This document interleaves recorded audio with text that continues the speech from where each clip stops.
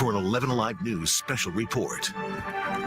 And good afternoon, everyone. I'm Jonathan Martin. Right now, Rockdale County officials are giving an update on the biolab fire in Conyers.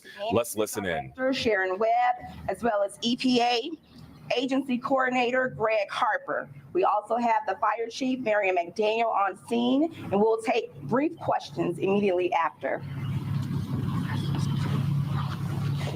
Good afternoon. I'm Sharon Webb, Director of EMA for Rockdale County. On September 29th, an incident occurred at BioLab. For the past week, teams have come together to mitigate the problem and find the situation under control. This week, a shelter in place was put in place for Rockdale County from 7 p.m. to 7 a.m., and that was due to the fact of weather conditions. At nighttime, when the temperatures drop and dew sets in, it creates a plume at a lower area across ground level, and it was more safety for the citizens to be in place at that time. As the week has continued, EPA has continued to monitor air quality and has come to the decision that after the readings that they have had in place, that we are able to release the shelter in place for all of Rockdale County, with the exception of a 2-mile radius in reference to the incident. I'm now going to call up Greg Harper with EPA to give a little bit more explanation of that decision. Good afternoon. My name is Greg Harper. I work for the U.S. Environmental Protection Agency. I'm an on-scene coordinator. So my role in this response has been managing our community monitoring data. First and foremost, I'd like to say that we at EPA, we're very concerned about the community and their health, especially those who are at high risk. We have been in the community since the beginning of the response conducting air monitoring. So we support this reduction in shelter in place based on our last 72 hours of air monitoring data that we've collected around the site and throughout the community. So, questions? Yes. So you said basically in a 2-mile radius, anyone that's within 2 miles, the shelter in place is still in standing. Is that correct? Yes, that will be what we push out tonight, that anyone in reference to a 2-mile radius of the incident will have a shelter in place from the 7 p.m. to 7 a.m. Now, is that just in the evenings or during the day, or is it for businesses or everybody? That will be in the evenings. Just for the 2-mile radius will be from 7 p.m. to 7 a.m. The rest of the county will be lifted from the shelter in place. Why was there an evacuation order today near VFW Drive over that area? About the evacuation. I'm sorry, can you repeat the question, please? Why was there an evacuation alert that went out for the VFW area? Thank you. So my name is Rick Jardine. I'm also an on-scene coordinator for the United States Environmental Protection Agency. I'm working in Unified Command with Chief McDaniel's folks. So what happened was we had a number of people who are getting very optimistic due to the great results we're having with the cleanup effort. And they came back and started their businesses in almost the entire county. That's a great idea. Right around the site, very close proximity in the VFW area, particularly the frontage road there, which is adjacent to the facility. It's not a good idea right now. It's deceiving because there are times where it's just as clear as anywhere else in America. But then at other times, we're working with very hazardous chemicals, and we're trying to do the right job to get them away, to stabilize everything. But in doing that activity, some things become unstable. Again, it's an uncontrolled chemicals. They're not in containers. They're not in a building. We can't shut the doors. So sometimes during our operations with the heavy equipment, in the pumping and the stabilization process, we have, you can call it an upset or just a natural reaction. And so when those things happen, we can't have folks right in that area. So very close proximity to the site, the places that were by the way, the county's doing an excellent job of these evacuations and these notices because they've got the latest technology that can key in on a certain spot. So everyone in the county didn't get that message. It was really keyed into the very, very, very local group. Okay, car dealerships, so you talk specifically about the car dealerships and the other businesses? I believe there is a car dealership in that area. I'm not certain about the different businesses. I know there are a lot of businesses there. I help to advise some of the people so they would leave promptly, and the folks are really cooperating. So it's to wrap this up. So you're making a lot of progress, but this thing still isn't over. That is correct. What testing have you all done? My business is right there. I was told I could enter this morning, and then all of a sudden the guy in a gas mask comes in and said, "You got to leave immediately." And I say, who are you? And he says, "Well, how come you're here?" I said, "I was told I could come in." He says, "You got to leave." I said, "Who are you?" He says, "I represent the company." I said, "What company?" He said, "BioLab." So my thing is this: if I'm not allowed to be there, I'm perfectly fine. But I want to be given direction, clear direction. How long do you think these businesses can be away? There are businesses in that cul-de-sac, in that area. They need to have this information. They need to know how long they're going to be shut down and not be able to access their businesses. That's a priority to know. You just can't keep saying minute by minute, day by day, and it's been 7 days now. That's irresponsible, and it's reckless to not let these businesses know what's going on. In addition, what resources are being provided for the businesses who are forced to shut down and the families who are being displaced? Because as a Rockdale resident, I haven't received anything from anybody. As a Rockdale business owner, we haven't been approached by anybody. So that's what I'm here for. Good afternoon, everyone. I'm Chairman Nesbitt. I'm the chairman of the county. Let me first say that economic development for Rockdale County is just as important as public safety. We want all of our businesses, whether they're small business, entrepreneur, business, medium, large size business. We want all of our businesses to open up. We need our business to get back to normal operations. However, nothing supersedes public safety. Now we have a new map, and a map that will outline the immediate area in the close proximity and vicinity of BioLab. And in that area, as you heard from our EMA director, from 7 p.m. until 7 a.m. we'll be under a shelter in place in that immediate area. If you are being asked, if you're being asked to shelter in place, not operate, not open your business, not to go in the close proximity of BioLab, that is for your own public health and your public safety. Let me repeat. We need and we want all of our businesses to be back in operation from an economic development standpoint. But there's nothing more important than public safety. In reference to time and how much more time, all of us in Rockdale County and the city of Conyers, we want this completely resolved and completely behind us. We have crews on the ground at ground zero working tirelessly 24/7 to get this under control. We cannot give you false hope or box us into a certain amount of time. I would love to say that this will be over tomorrow, the next day, but we're not at that point. The most important thing that's happening here in Rockdale County right now is to continue to mitigate this situation so that we can bring public health and public safety back to its normal operation. That's what we're trying to do. We still have a crisis. So we're still in the middle of crisis management. And we have crews on the ground at the scene trying to get this situation completely under control. I am standing by for a call from the fire chief to tell me that this situation has been completely resolved. I am eagerly waiting that call. Residents awaiting that call, business owners awaiting that call. How long we're going to have to wait for that call, we don't know yet. We don't know yet. So we're not going to give you false hope. We're not going to say something that is untrue. What we're trying to do is keep our community safe. And we ask that you be patient with us as we work through this process. Once again, I'm going to step away and let you hear from some more content experts, but I do want to paint this picture very carefully. Initially, we had a fire. The roof collapsed. The walls collapsed. The roof collapsed on chemicals, on product. The walls collapsed on chemicals, on products.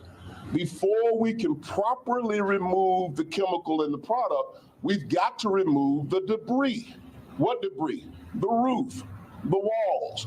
Once we get into removing that debris, then we can start safely and properly removing the chemicals.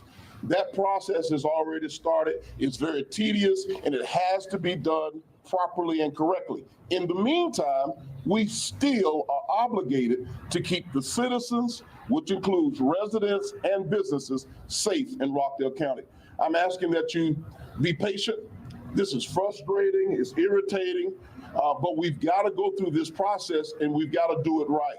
And I think if we give the amount of time that we need, then we can get to the outcome that we're looking for. Yes, sir. Given the time that many people have been unemployed or taking a job, has the city looked into, or the county looked into how much it's going to cost as far as loss of wages and etc.?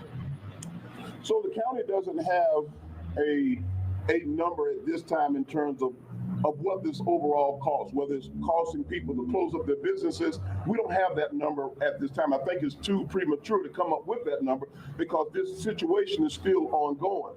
I will tell you that the folks at BioLab is creating a community liaison that will be able to respond to those inquiries and questions about businesses being closed, people sheltering in place. They're putting together their own separate independent response that has nothing to do with Rockdale County at all. But the county does not have any numbers at this point. Once again, the county, Rockdale County, our primary focus is on public health, public safety. Once we get this situation completely resolved, we will begin to entertain other thoughts and where do we go from there. But right now, we're still in crisis management. The number one goal is to get this completely resolved before we move to the next phase. Yes, ma'am. For the businesses that are currently right in the proximity of the biolab, currently, are they supposed to be shut until further notice, or, because I understand the shelter in place is from 7 p.m. to 7 a.m., but it sounds like some of them should not be currently operating.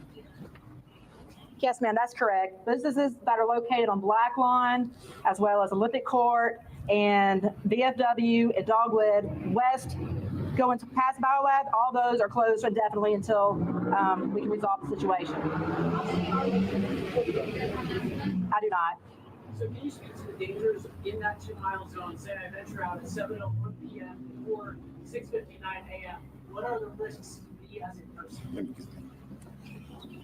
That's a very good question. And let me tell you, I would suggest that people use a common sense response to that.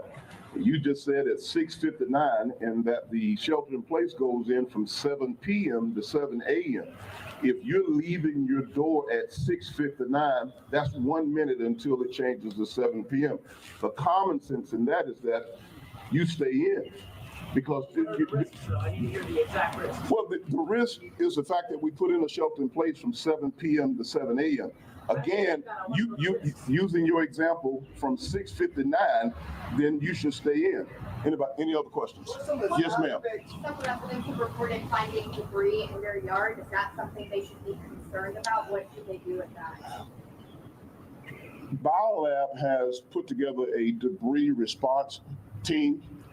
They should contact BioLab, and BioLab, in fact, BioLab has already dispatched and deployed some of those responders out to safely pick up and remove some of the debris. I've had certain numbers of our residents to text me directly, and I sent them straight to BioLab. those residents text me back and said, thank you, Mr. Chairman. BioLab immediately sent over a representative and they removed the debris. So that is being handled through BioLab, and they've been responsive in that regard. So are you unsure of the risks within that 2 mile radius? I'm sorry, may I please repeat your question? What kind of testing are you all doing right now, and what exactly are you testing for with the air quality and the debris? Thank you. EPA, can you speak to that? Okay, so specifically in the air, we're monitoring for chlorine and hydrochloric acid. And are you guys looking into the debris at all? So the debris is an issue that BioLab is addressing, and you'll have to ask them. So the EPA isn't testing any of the debris or? I'll turn that over to operations. Ingesting that particular chemical, and what should residents do in order to seek medical attention if they experience some of those side effects? Can you go with the first question about the debris? That's what I'd like to answer first. So when we're discussing the debris on site is one issue entirely. It's all going to be addressed. The debris that's gone off site is another issue. The debris that's gone off site are burnt remnants of the roofing installation. This is styrofoam.